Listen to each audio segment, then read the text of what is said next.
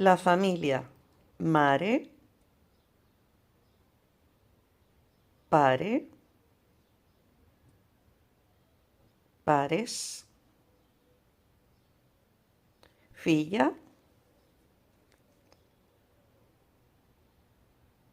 fill,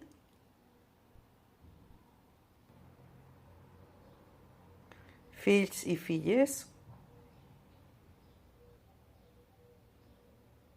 germana,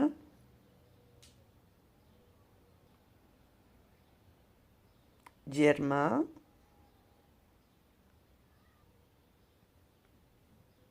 germanes i germans,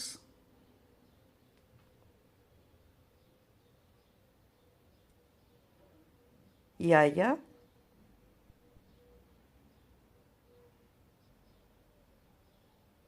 iaio,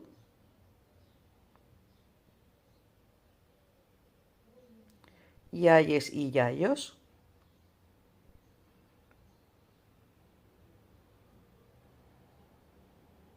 neta,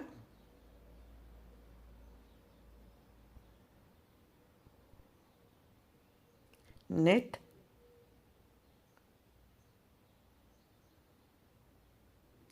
netes i nets,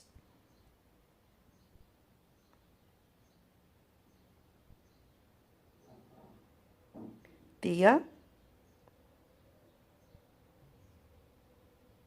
tio,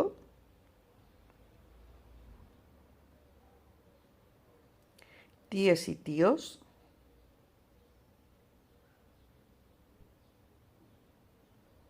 cosina,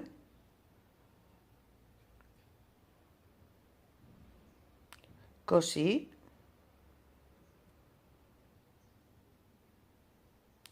cosines i cosins.